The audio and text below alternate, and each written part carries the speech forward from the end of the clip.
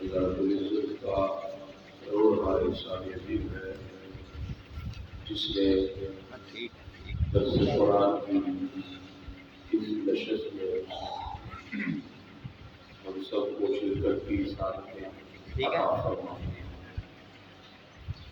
دعا ہے رب القدوس کی بارگاہ میں اللہ رب العزت ہم سب کو قرآن و سنت کا صحیح فہم عطا فرمائے۔ آج کی ہماری گفتگو کا موضوع سخن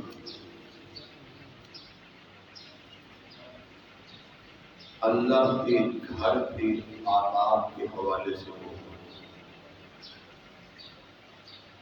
ہم اپنی عبادت ریاضت کے لیے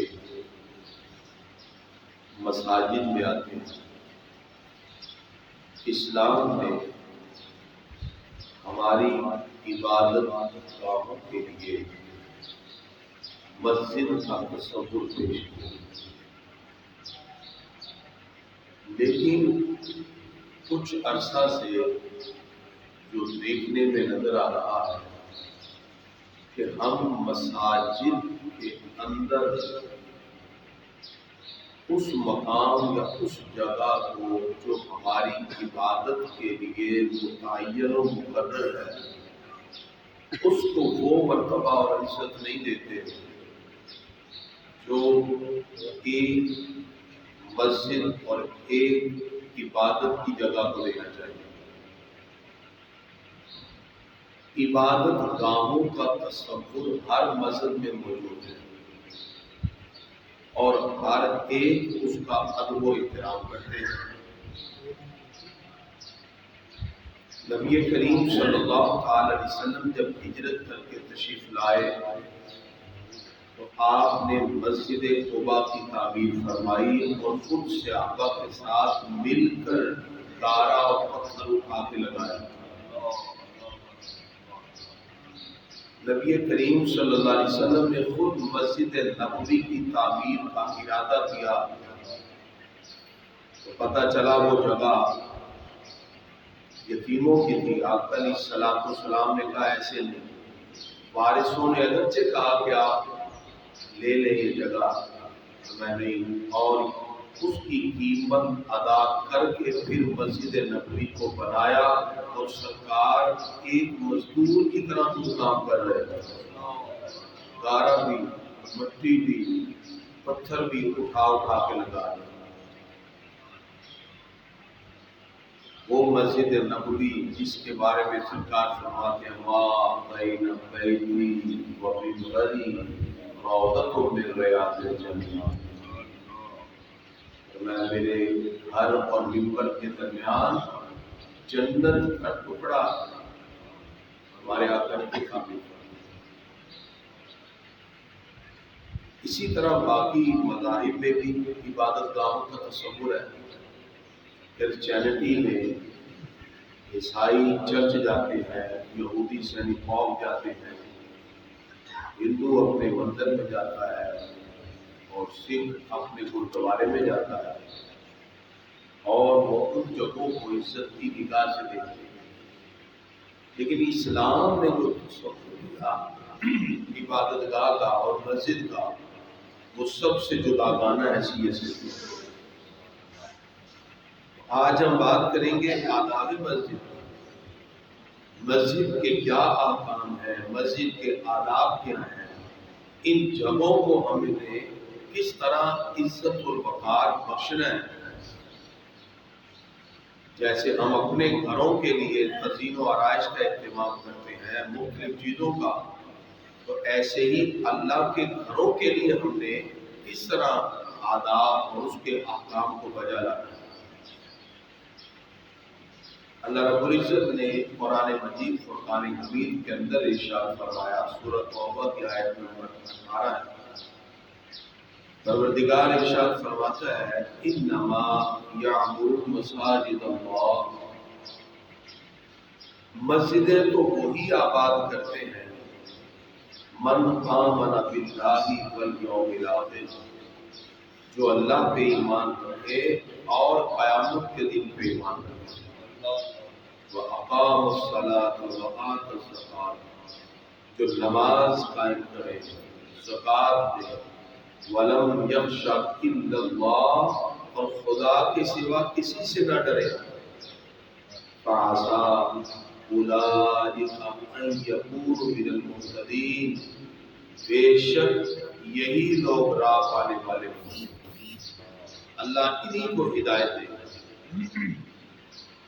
جو اللہ کے گھروں کو آباد کرنے والے ہیں۔ اسی لیے مسجد کے اندر نماز کی ادائیگی، نماز کے انتظار میں بیٹھنا، ان ساری چیزوں کو اجر اور ثواب کے لیے لکھ دیا۔ اور میں جو اچھی طرح وضو کر کے مسجد کے لیے نکلتا ہے، ہر قدم پہ اللہ اس کے درجے کو بلند فرما دیتا ہے، ہر قدم پر اس کا گناہ مٹتا ہے، اور وہ نماز میں مشغول رہتا ہے، فرشتے اس پر درود بھیجتے رہتے ہیں جب تک اپنی نماز کی جگہ پہ ہے۔ وہ نماز کے انتظار میں بھی ہے تو ایسی ہے جیسے نماز میں ہے، اور ایک مقام پہ ہے ہر قدم کے بدلے میں اللہ تعالیٰ 10 نیکیاں لکھ دیتے ہیں۔ اندازہ لگائیے، جس اللہ کے گھر کی طرف بندہ وضو کر کے نکلے، پروردگار صرف اس گھر کی طرف ارادہ کرنے کی نیت سے نکلنے پر ہر قدم پر گناہ مٹا دیتا ہے، درجے بلند کر دیتا ہے، نیکیوں میں اضافہ فرما دیتا ہے۔ جب اس گھر کے ارادہ کرنے سے اتنی نیکیاں مل رہی ہیں تو اس گھر میں بیٹھ کے اللہ کتنی نیکیاں دے رہا ہوگا، اس گھر کا کتنا مقام ہوگا۔ اور پھر نماز پڑھنے کو بھی 27 درجے بلند کر دیا۔ اور ایک مقام پہ سنن نسائی کی روایت ہے کہ جو اچھی طرح وضو کر کے نماز پڑھے، مسجد میں گیا، اس کی بخشش ہو جاتی ہے۔ لہذا اب ان روایات سے اندازہ ہونا چاہیے، ہماری بہت سی جگہیں ہم بہت سے ارادے کر کے سفر کرتے ہیں، چلتے ہیں، کوئی اپنے گھر سے کسی سے ملاقات کے لیے جاتا ہے، کوئی کاروبار کے لیے جاتا ہے، کوئی منڈی میں جا رہا ہے، کوئی بازار میں جا رہا ہے، لیکن اللہ نے اپنے گھر کی نیت کرنے کے ارادے سے جس نے قدم بھی اٹھائے، اللہ نے اس پر بھی نیکی لکھ دی۔ پروردگار نے مسجد میں حاضر ہو کر نماز پڑھنے پر بخشش کا پروانہ بھی جاری کروا دیا۔ تو اس لیے گرامی حضرات یاد رکھیے، ایک انصاری کا گھر دور تھا، لیکن وہ نماز کے لیے دور سے بھی چل کے آتا تھا۔ کسی نے کہا اتنی دور سے آتے ہو؟ کہا اس لیے کہ جتنے قدم اٹھاؤ اللہ اتنی خطائیں معاف فرما۔ یہ اجر اور ثواب پہ بڑھنے کا اور بڑھانے کا ایک ارادہ ہے۔ اور پھر یاد رکھیے، ایک نماز کے بعد دوسری نماز کا انتظار کرنا، یہ بھی بندے کے گناہوں کو دھو دیتا ہے، گناہوں سے مدافعت۔ اور جو تاریخ میں یعنی اندھیروں میں اٹھ کر مسجد کو جاتے ہیں، اللہ قیامت کے دن انہیں کامل نور کی خوشخبری عطا فرماتا ہے۔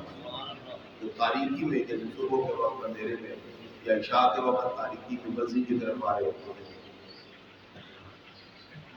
لہذا نبی کریم صلی اللہ علیہ وسلم ارشاد فرماتے ہیں کہ 3 شخص اللہ کی زمان میں، یعنی 3 شخص اللہ کی پناہ میں آ اگر زندہ رہے تو اس مقام پر ان کا ذکر کیا گیا کہ 3 شخص اللہ کی زمان میں ہیں، اگر زندہ رہیں تو روزی دے اور کفایت کرے، مر جائیں تو جنت میں داخل کرے۔ ایک وہ جو گھر میں داخل ہو اور گھر والوں پہ سلام کرے، وہ اللہ کی زمان میں آ گئے۔ نمبر 2، جو مسجد کو جائے وہ بھی اللہ کی زمان میں آ گئے۔ اور تیسرا وہ جو اللہ کی راہ میں نکلا جہاد کے لیے، وہ بھی اللہ کی زمان میں آ گیا۔ کسی بھی عمل میں جہاد یا کسی جو اللہ کی راہ میں نکلا، تو لہذا جیسے مسجدوں کے ادب و احترام کی بات کی گئی، ویسے ہی ارادہ یہ کر کے اپنے گھر سے نکلنا کہ میں اللہ کی راہ کی طرف نکل رہا ہوں، وہ بھی اللہ کی زبان میں آیا۔ تو گرامی حضرات، یہ جو آپ کے سامنے روایات رکھی، اس سے پتہ چلا کہ جو مسجد ہے اللہ کی بارگاہ میں اس کا بڑا مقام ہے۔ جب بھی آپ مسجد میں داخل ہوں تو دعا پڑھیں، اللہم افتح لی ابواب رحمتک۔ جب نکلیں تو دعا پڑھیں، اللہم انی اسألک من فضلک۔ اور یاد رکھیے سرکار دو عالم علیہ السلام آپ نے ارشاد فرمایا کہ 7 شخص وہ ہیں کہ قیامت کے دن جب کوئی سایہ نہ ہوگا، اللہ اپنے عرش کے نیچے ان کو سایہ نہ ہوگا۔ کتنے افراد؟ 7۔ نمبر 1، اور میں امام عادل، عدل کرنے والا جو امام۔ نمبر 2، اور وہ جوان جس کی جوانی اللہ کی عبادت میں گزری، جس کی نشو و نما اللہ کی عبادت میں گزری۔ نمبر 3، وہ شخص جس کا دل مسجد میں لگا ہو، کب اذان ہو مسجد میں جائے، دل مسجد میں لگا ہو۔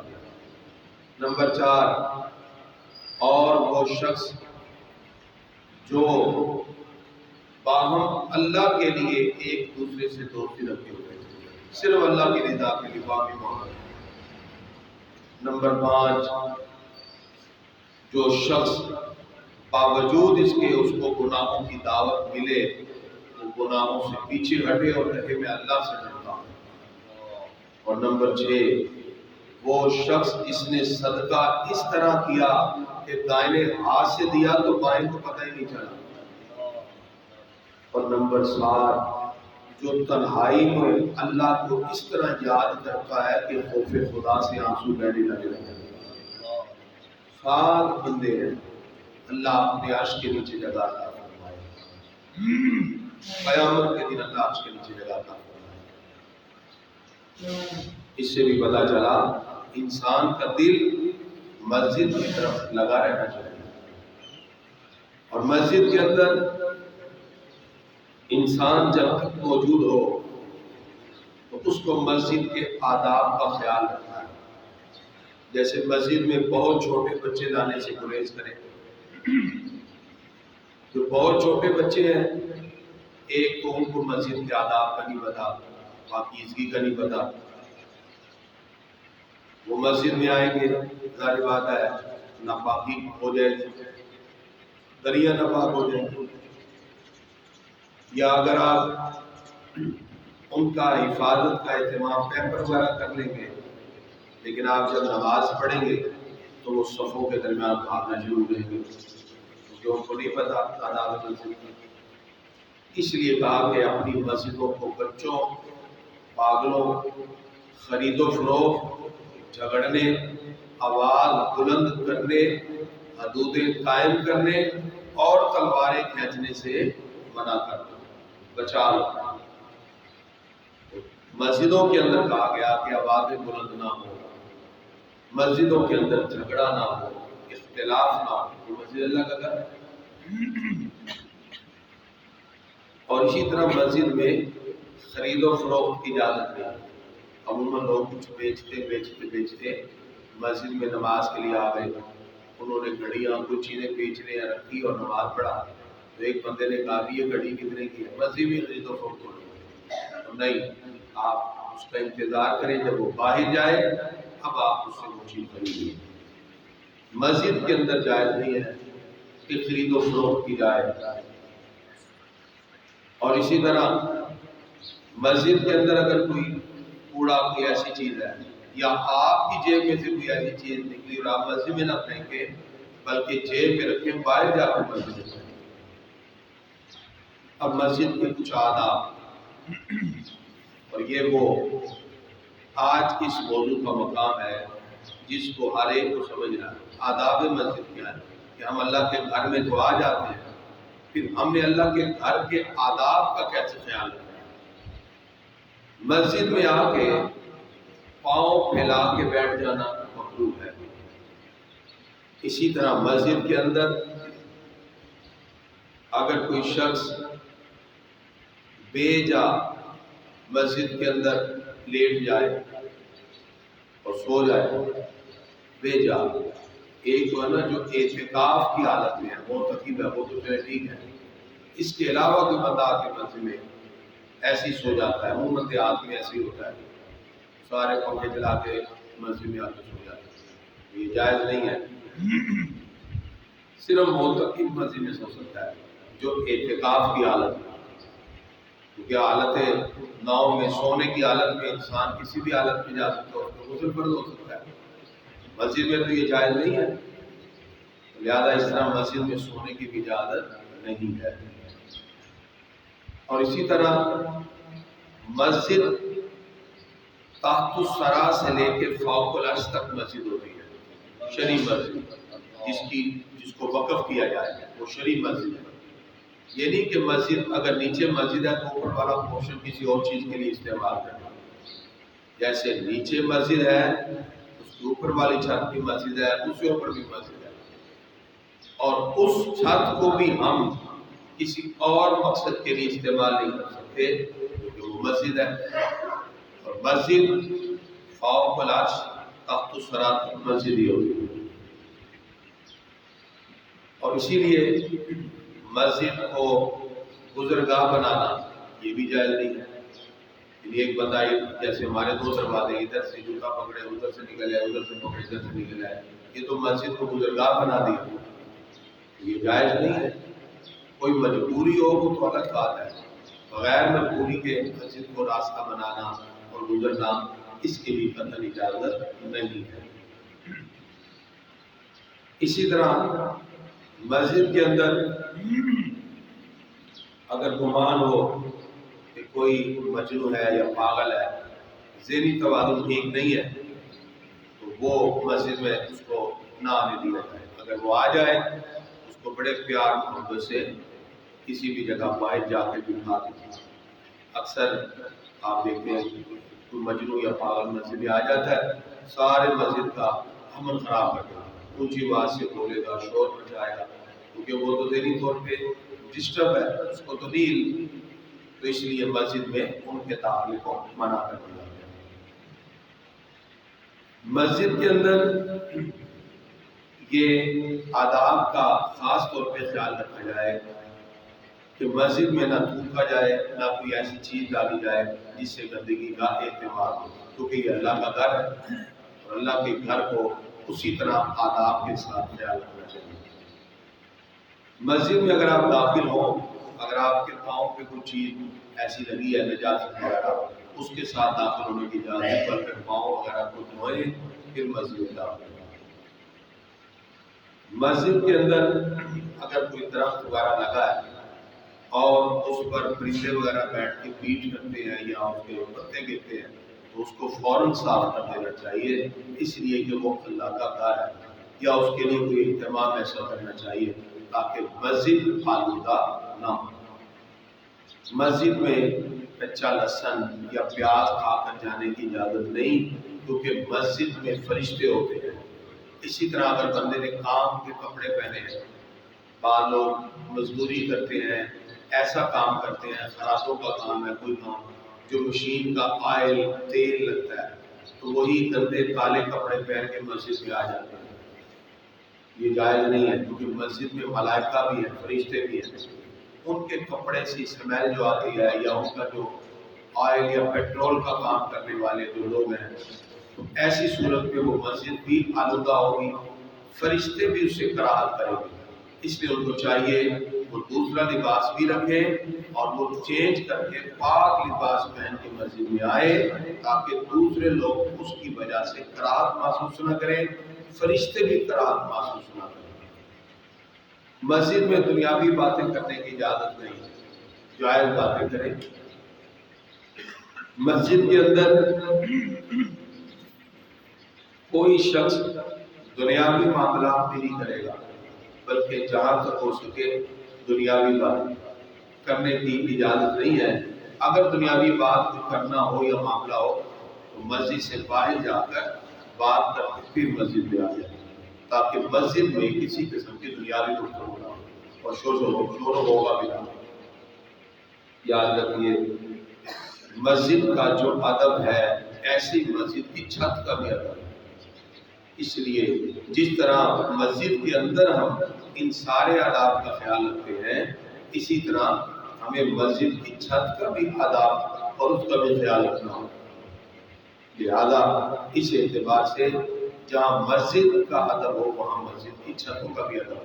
یعنی یہ نہیں ہے کہ بعض لوگ مسجد میں آئے، بچوں کو کہتے ہیں چلو تم اوپر چلے جاؤ، نیچے نماز، وہ نماز پڑھ رہے ہیں اور بچے اوپر دوڑ لگا رہے ہیں، کھیل رہے ہیں۔ ایسے نہیں ہوگا، کیونکہ اس کی قطعاً اجازت نہیں ہے۔ جو ادب مسجد کا ہے نیچے، وہی مسجد کا اوپر بھی ہے۔ اسی طرح دونوں طرف سے آداب کا خیال رکھا جاتا ہے۔ لہذا اسلام نے اس حوالے سے واضح طور پہ یہ احکام ذکر فرمائے۔ گرامی حضرات، آج کا شرعی مسئلہ، آج ہم شرعی مسئلہ آپ کے سامنے بیان کریں گے کہ اگر کسی مسلمان بھائی کو کوئی تکلیف پہنچے، جیسے عموماً کسی کے گھر میں فوتگی ہو جائے، تو اسلام نے تعزیت کا کیا شرعی حکم بیان کیا ہے، یہ آج کے درس قرآن کا شرعی مسئلہ ہے۔ گرامی حضرات، تعزیت سنت ہے۔ جو اپنے مسلمان بھائی کی مصیبت میں تعزیت کرے، اللہ قیامت کے دن اسے عزت والا جوڑا عطا فرمائے، عزت والا لباس عطا فرمائے۔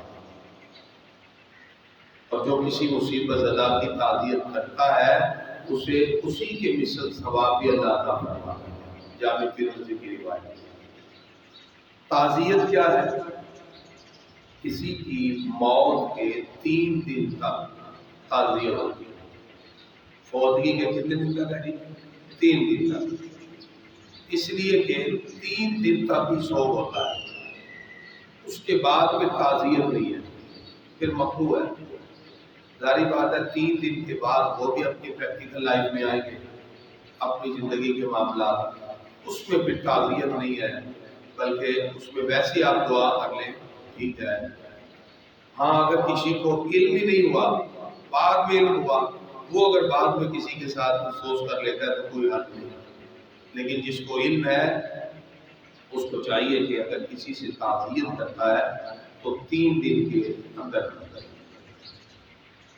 تعزیت دفن سے پہلے بھی جائے، یعنی کسی کی ہم فوتگی ہوئی، جیسے عموماً ہمارے یہاں بھی یہ سلسلہ ہے، تو ہم فوتگی کے فوری بعد اس کے گھر چلے جاتے ہیں اور اس سے تعزیت جائز ہے۔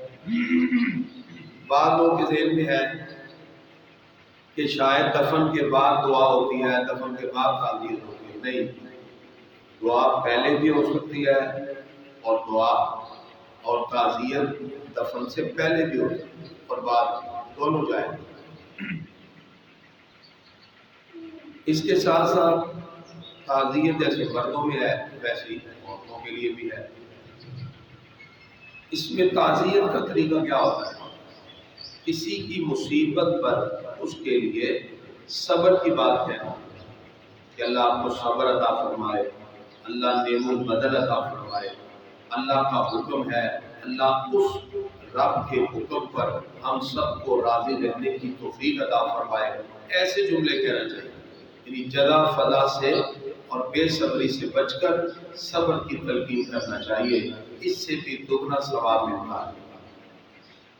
اور اسی طرح میت کے عائزہ و اقربا کے پاس بیٹھنا، اور اسی طرح اگر میت پڑوسی ہو تو پھر ان کے قریب بیٹھنا، اور ہو سکے تو ان کے لیے کوئی کھانے وغیرہ کا اہتمام کر دینا، جو پڑوسی ہیں ان کو اس کا اہتمام کرنا چاہیے۔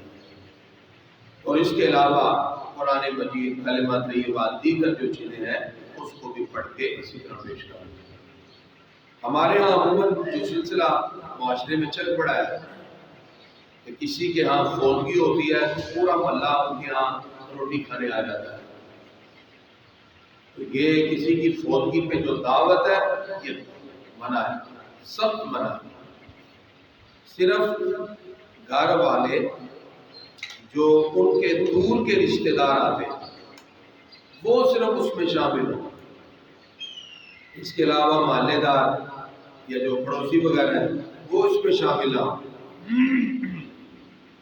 اور بعض جگہ تعزیت کے لیے خواتین جمع ہو جاتی ہیں اور رونا پیٹنا باقاعدہ شروع ہو جاتا ہے، اس کی بھی اجازت نہیں کہ اس کو باقاعدہ پری پلان طریقے سے رویا اور پیٹا جائے گا۔ اور تعزیت ایک بار ہوتی ہے، بار بار تعزیت کے لیے جانا اور تعزیت کرنا یہ بھی درست نہیں ہے۔ اور اسلام نے ہمیں سوگ کے لیے بھی پیرامیٹر بتائے، یعنی یہ نہیں ہے کہ سوگ میں سیاہ کپڑے پہن لیں اور 3 دن تک وہاں بیٹھے رہیں، نوحہ پڑھے۔ آج کل تو بڑے عجیب عجیب لوگوں نے معاملات، کچھ ماڈرن لوگ ہیں تو وہ سونگ لگا کے بیٹھ جاتے ہیں سیڈ والے اور رونا شروع ہو جاتے ہیں۔ یہ بھی آج کل لوگوں موت کے وقت، اور بعض لوگ وہاں کچھ رونا پیٹنا شروع کر دیتے ہیں۔ اس کی بجائے اللہ کا قرآن پڑھے، کسی کی فوتگی پر سورہ یاسین کی تلاوت کریں، اس لیے کہ جو چلا گیا اب وہ آپ کی دعاؤں کا انتظار کر رہا ہے، وہ دعاؤں کا منتظر ہے، تو دعائیں کی جائیں۔ گریبان پھاڑنا، منہ نوچنا، بال کھولنا، سر پہ مٹی ڈالنا، تمانچے مارنا، اس کی قطعی اجازت ہے۔ نبی کریم صلی اللہ علیہ وسلم نے فرمایا من ضرب الخدود، جسے رخسار پیٹے، وشق الجیوب، گریبان پھاڑے، ودعا بدعوى الجاہلیہ، جاہلیت کے جملے اپنی زبان سے نکالے، فلیس منا، وہ ہم میں سے ہے ہی نہیں۔ لہذا اس کا بھی خیال رکھا جائے۔ اور پھر یاد رکھیے نبی کریم صلی اللہ علیہ وسلم فرماتے ہیں میری امت میں 4 کام جاہلیت کے ہیں، لوگ انہیں اگر نہیں چھوڑیں گے۔ 4 کام جاہلیت کے۔ نمبر 1 حسب و نسب پہ فخر کرنا، کہ میں بڑے خاندان کا ہوں، میں جاہلیت۔ نمبر 2 کسی کے نسب پہ تان کرنا کہ تو ہے ہی چھوٹے نسب کا، یہ بھی جاہلیت۔ اور نمبر 3 ستاروں سے، چالوں سے چیزوں کو چاہنا کہ تمہارا ستارہ گردش میں ہے، فلاں میں ہے، تو یہ بھی جاہلیت۔ نمبر 4 نوحہ کرنا، کسی کے لیے نوحہ پڑھنا اور دوسرے اور غم کا اظہار کرنا، یہ ساری چیزیں جاہلیت سے، اسلام ہمیں اس کی قطعی اجازت نہیں ہے۔ اب اگر آپ کے ذہن میں کوئی سوال ہے تو آپ پوچھیے، اور پھر ہم دعا کرتے ہیں۔ دعا ہے رب القدوس کی بارگاہ میں اللہ تعالیٰ ہم سب کی یہ حاضری اپنی بارگاہ میں قبول کرے۔ مولاي صل وسلم دائما ابدا على حبيبك خير الخلق كلهم۔ بسم الله الرحمن الرحيم، الحمد لله رب العالمين والعاقبة للمتقين والصلاة والسلام على خیر خلقہ محمد وآلہ وصحبہ اجمعین۔ یا اللہ جتنے افراد دعا میں شریک ہیں سب کی حاضری میں اللہ کا قبول فرما۔ جو کچھ ہم نے آج مسائل سیکھے مسجد کے آداب کے حوالے سے، کسی کے غم میں شریک ہونے کے حوالے سے، یا اللہ ہم سب کو یہ اپنانے کی توفیق عطا فرما، اپنی زندگی قرآن و سنت کے اصولوں کے مطابق گزارنے کی توفیق عطا فرما۔ یا اللہ ماہ رمضان کی آمد ہے، ہم سب کو ماہ مبارک میں کثرت سے عبادت و عیادت کی توفیق عطا فرما، ذکر و فکر کی توفیق عطا فرما، اس درس قرآن میں خود بھی آنے، دوستوں کو بھی لانے کی توفیق عطا فرما۔ یا اللہ اس دینی پیغام کو زیادہ سے زیادہ عام کرنے کی توفیق عطا فرما۔ صلی اللہ تعالی علی خیر خلقہ محمد و آلہ و اصحابہ اجمعین برحمتک یا